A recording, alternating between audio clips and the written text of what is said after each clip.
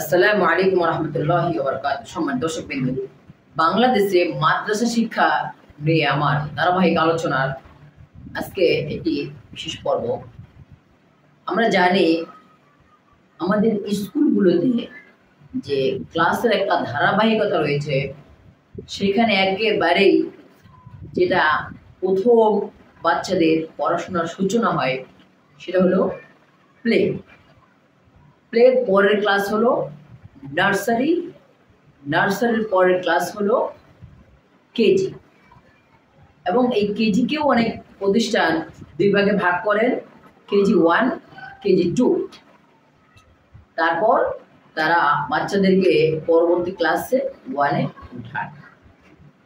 যদিও আগে মাদ্রাসাগুলোতে এই ক্লাসগুলো আসলে এমন ধারাবাহিকভাবে ছিল না, কিন্তু বর্তমানে প্রতিটা নুরানি মাদ্রাসায় এই ধারাবাহিক ক্লাসগুলো রয়েছে। আপনার এখানে যে একেবারে প্রথম যে স্টেপের পড়াশোনা শুরু হয় সেটা হয় আপনার মক্তব দিয়ে। এটাকে আমরা মাদ্রাসার ভাষার মধ্যে মক্তব বলে থাকি। মক্তবের মধ্যেও আবার দুইটা ভাগ করা হয়, মক্তব 1, মক্তব 2।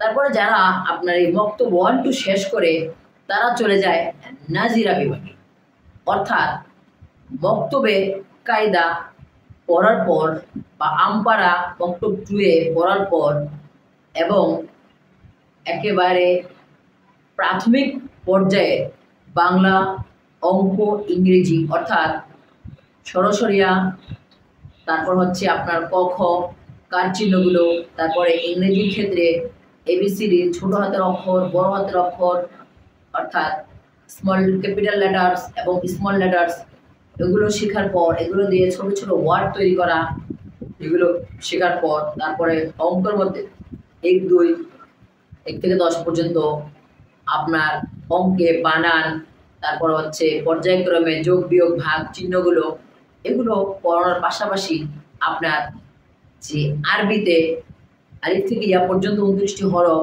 তারপর হচ্ছে এই হরফগুলো দিয়ে বিভিন্ন বাক্য তৈরি করা, ইসলামিক বাক্যগুলো, যেমন আলিফে আল্লাহ, আল্লাহ ছাড়া মাবুদ নাই, বা এ বাইতুল্লাহ, বাইতুল্লাহ অর্থ আল্লাহর ঘর, এই ধরনের শব্দগুলো দিয়ে পড়াশোনা করার মাধ্যমে আপনার এই মাদ্রাসার পড়াশোনার সূচনা। এবং এই মক্তব 1, 2 শেষ করে নাজিরা বিভাগে যখন চলে যায় তখন একটা বাচ্চা অলরেডি কোরআন শরীফ পড়া শুরু করতে পারে। আর যখন ওই কোরআন শরীফ দেখে দেখে পড়ে, ওই বিভাগটা কি বলা হয়? নাজিরা বিভাগ। তো এইখান থেকেই মূলত বাচ্চাদের শ্রেণী বিভাগ করা হয়, অর্থাৎ কোন বাচ্চাটা কোন লাইনে পড়াশোনা করবে এবং কোন বাচ্চাটা কোন শ্রেণীতে ভর্তি হবে। তো ইনশাআল্লাহ সেই বিষয়ে আলোচনা করব পরবর্তী ভিডিও। সেই পর্যন্ত ভালো থাকবেন। আসসালামু আলাইকুম।